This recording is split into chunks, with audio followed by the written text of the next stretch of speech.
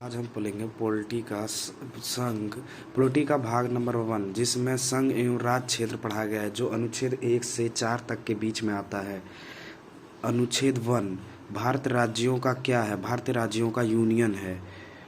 अनुच्छेद 2, संसद विदेशी राज्यों को मिला सकता है। अनुच्छेद 2 में संसद विदेशी राज्यों को मिला सकता है। एग्जाम्पल, जैसे 16 मई 1975 को सिक्किम को भारत में मिलाया गया। अनुच्छेद 3, संसद वर्तमान राज्यों में परिवर्तन कर सकता है। अनुच्छेद 3 बोलता है। अनुच्छेद 4, जब संसद 2 और 3 को पारित कर रहा हो तब उसे कोई नहीं रोक सकता है, राष्ट्रपति भी नहीं। 1947 में अफगान डुरेंड रेखा, म्यांमार, ठीक हो गया। POK 1913, पाकिस्तान में 13 देशी रियासतें थीं और इंडिया में 552 देशी रियासतें थीं, जिसमें से इंडिया में 3 देशी रियासतें मिलने नहीं खोज रही थी, जिसमें से एक हैदराबाद था। हैदराबाद को मिलाया गया पुलिस कार्रवाई पुलिस कार्रवाई द्वारा हैदराबाद को मिलाया गया। जूनागढ़ को जनमत संग्रहालय, वहाँ का जो राजा था वो मुस्लिम था, लेकिन वहाँ का जो आबादी थी वो हिंदू थी, इसलिए वहाँ पे जनमत संग्रहालय किया गया, जिसमें से वोट कराया गया, जिसमें से अधिकतर व्यक्तियों ने भारत के साथ रहने का सामर्थ्य जताया। जम्मू कश्मीर, हरी सिंह शेख अब्दुल्ला, 26 अक्टूबर 1947 विलय पत्र द्वारा मिलाया गया। इसे वहाँ के राजा से हस्तक्षेप कराया गया। 1947 में भारत में 4 राज्य थे, ABC। ए में 9 राज्य आते हैं, बी में 9 राज्य, सी में 10 राज्य और डी में यूनिट टेरेटरी। ए में ब्रिटिश राज्य थे, बी में देसी रियासतें, मतलब देसी राजा था जिसे ब्रिटिश चलाती थी। सी में कमिश्री मतलब कमिश्री राजा और डी में यूनिट। एस के धर आयोग 1948 भाषा के आधार पर राज्यों का गठन के विरुद्ध था। JPV समिति 1948, ये भी भाषाई आधार पर राज्यों के गठन के विरुद्ध था। पेट्टू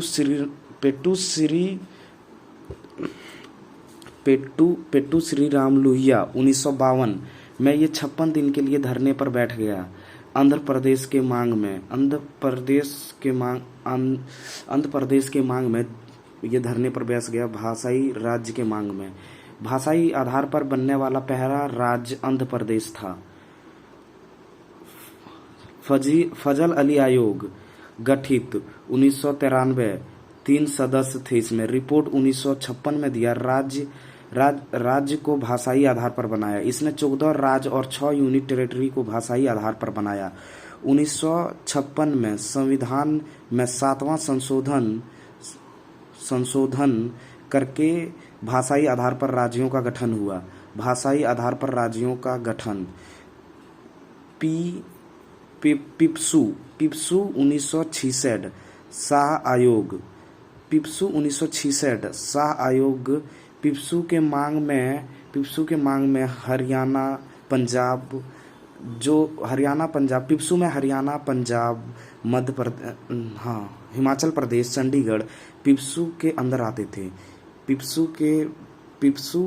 पिप्सू को अलग अलग राज्यों में बांटने के लिए वहाँ के आदमियों ने धरना प्रदर्शन कर दिया, जिसके कारण 1966 में शाह आयोग का गठन हुआ। शाह आयोग ने चार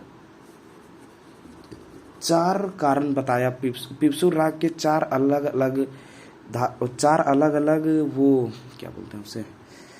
अलग पंक्तियां रखी।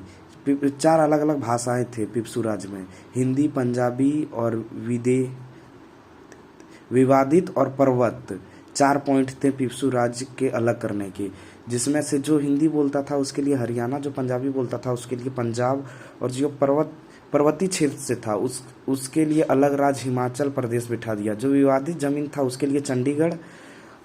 अब भाग 2 नागरिकता कानून। भाग 2 में नागरिकता अनुच्छेद है। भाग 2 में नागरिकता के बारे में, प्रारंभ में नागरिकता कैसे थे, ये भाग 2 में बताया गया। भाग 2 अनुच्छेद 5 से 11 तक है। अनुच्छेद 5, प्रथम में नागरिकता जन्म के आधार पर, अगर आपका जन्म भारत में हुआ है तो आपको नागरिकता मिल जाएगा। माता पिता में किसी एक का जन्म भारत में होना चाहिए, या संविधान आने से 6 महीने पहले अगर आप आ गए, 1947 से अगर आप 6 महीने पहले आ गए हैं तो आपका हो जाएगा। 19 जुलाई 1948 से पहले अगर आप आ गए हैं तो आपको भारत का नागरिक आराम से मिल जाएगा। पहले बाद में 6 महीना, ठीक है। उसके बाद अनुच्छेद 7, 1 मार्च 1947 इंडिया से जो पाकिस्तान गया था उसके लिए 6 महीना के, इंडिया से जो पाकिस्तान गया था उसके लिए 6 महीना का परमिट, मतलब 6 फॉर्म भर के 6 महीना तक उसको वेट करना पड़ेगा। अनुच्छेद 9, विदेशी नागरिकता, ठीक हो, विदेशी नागरिकता, पर्यटक, नौकरी, शिक्षा, इस सब में अगर आप विदेश गए हैं तो आपके साथ कुछ नहीं होगा। अनुच्छेद 10 में सुरक्षा, नागरिकता का सुरक्षा। अब जब तक भारत में कोई जघन्य अपराध ना कर दे तब तक आपका नागरिकता रद्द नहीं किया जा सकता है। अनुच्छेद 11, नागरिकता कानून से संबंधित सभी विचारों को संसद के गृह मंत्रालय पास करेगी और उसमें कोई हस्तक्षेप नहीं कर सकता है। नागरिकता अधिनियम 1955 में आया। 1955 में नागरिकता अधिनियम 5 पॉइंटों में बताया गया। पहला पॉइंट, जन्म के आधार पर पहला था, जिसे 1986 में संशोधन करके और फिर माता पिता में किसी एक का जन्म भारत में हो तब वो नागरिकता मिलेगा भारत का। वंश के आधार पर माता पिता कोई एक अगर भारत का हो तो आपको नागरिकता मिल जाएगा। पंजीकरण के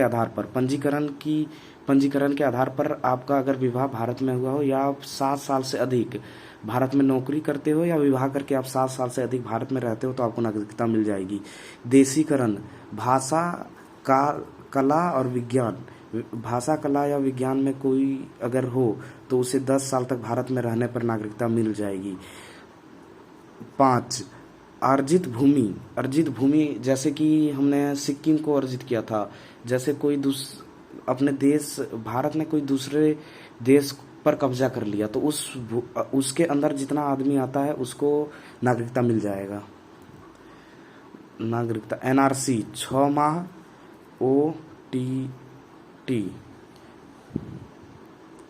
NRC 6 माह,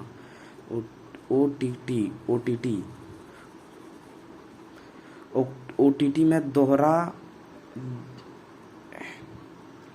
NRI, अगर कोई व्यक्ति किसी अन्य कंट्री में जाके 6 महीने से ज़्यादा रह जाता है तो उसे NRI कहते हैं, अगर वो 6 महीने से ज़्यादा किसी देश में जाके रह जाता है। OTT का क्या था फुल फॉर्म? OTT का मतलब है अगर कोई बिजनेसमैन किसी दूसरे देश में जाके अगर वहाँ का नागरिकता ले लेता है फिर भी उसको भारत में नागरिकता दिया जाएगा, जिसे दोहरी नागरिकता कहते हैं।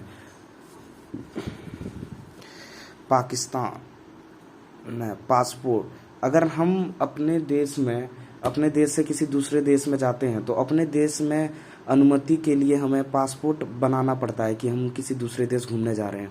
और जिस देश में हम आ रहे हैं, जैसे हम यहाँ से अमेरिका जा रहे हैं तो अमेरिका जाने के लिए हमको इंडिया का पासपोर्ट और अमेरिका का वीज़ा लगेगा, जिससे इंडिया का पासपोर्ट ये बोलता है कि आप जा सकते हैं किसी दूसरा देश, और वीज़ा बताता है कि आप आ सकते हैं इस देश में।